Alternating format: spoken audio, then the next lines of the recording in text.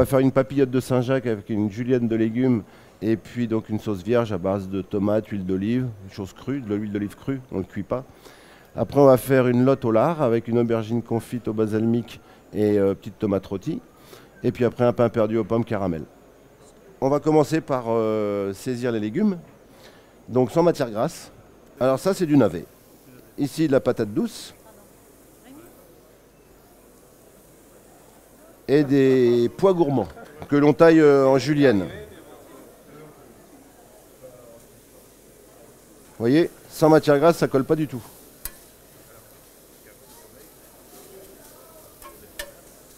Alors ça, c'est dû à la qualité de l'émail. Hein.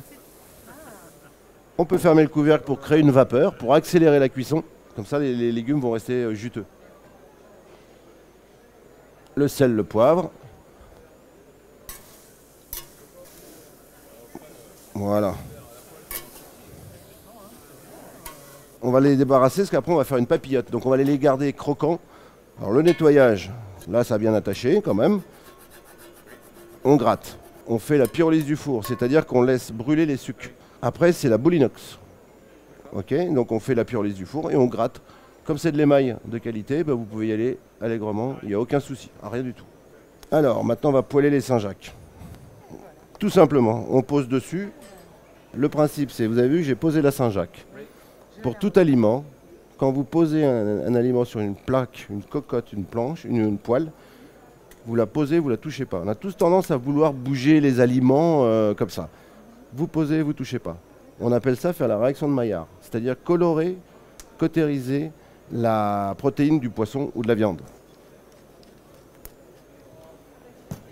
Voilà, tout simple. Donc, les Saint-Jacques terminés. Nettoyage. Voilà, vous évacuez donc les résidus. Alors pour le nettoyage final, en fin de journée, vous allez éteindre votre machine et juste de l'eau claire. Vous laissez baisser la température de votre machine et vous mettez juste de l'eau claire. Et ça va déglacer les petites choses qui restent dessus. Vous évacuez donc par le petit récipient. Et voilà, les Saint-Jacques sont terminés, les légumes sont terminés. Maintenant, on va faire le montage de la papillote.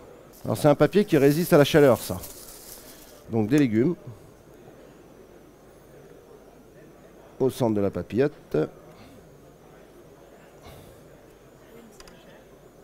Les Saint-Jacques. Le petit ruban. Voilà, tout simplement. Et après, on va se les mettre là. Ok? La sauce que je vous ai préparée, c'est une sauce vierge. Donc, huile d'olive, coriandre orange, tomate, oignon rouge, le tout mélangé.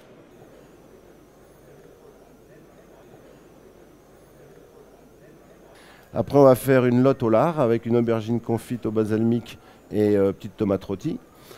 L'aubergine et la courgette, c'est un des seuls aliments où on met un peu de matière grasse.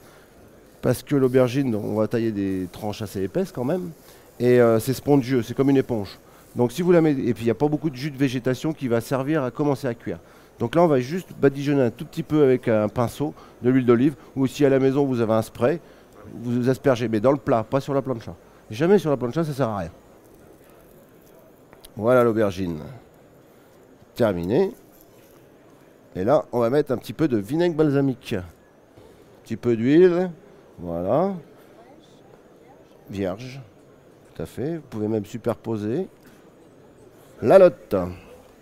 On pose. On ne touche pas. D'accord? Vous voyez, quand c'est sec, quand vous avez cautérisé la première surface, ça se décolle tout seul. Vous voyez, ça se décolle tout seul si on attend. Si on est patient, c'est tout seul.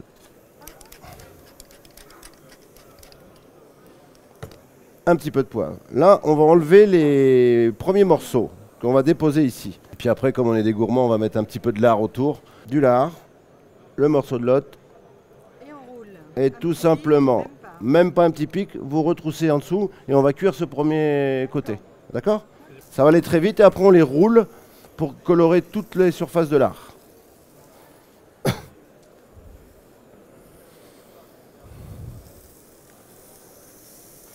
Je pense qu'on peut les commencer à rouler. Vous voyez?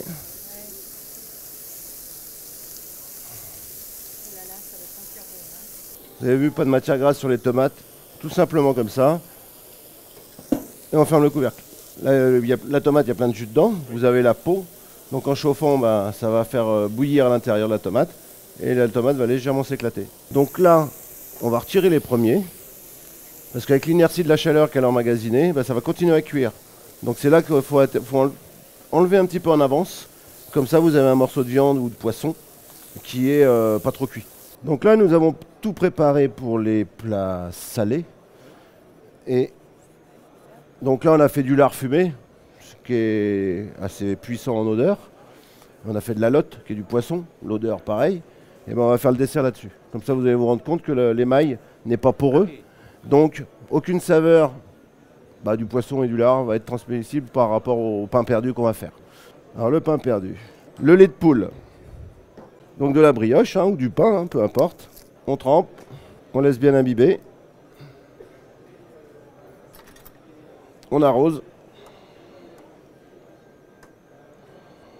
Et après, sur la plancha. Alors, il faut faire attention, ça va très vite.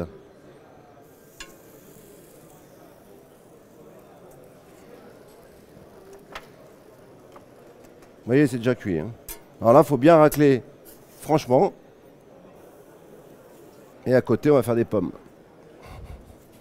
Vous pelez les pommes, vous les concassez, vous mettez du beurre fondu et vous les mélangez un petit peu. Et après, vous jetez sur la plancha pour chauffer. Pour le caramel, vous faites votre caramel blond. Vous faites chauffer de la crème liquide à côté, un fouet, vous versez la crème chaude dans le caramel chaud et vous fouettez énergiquement.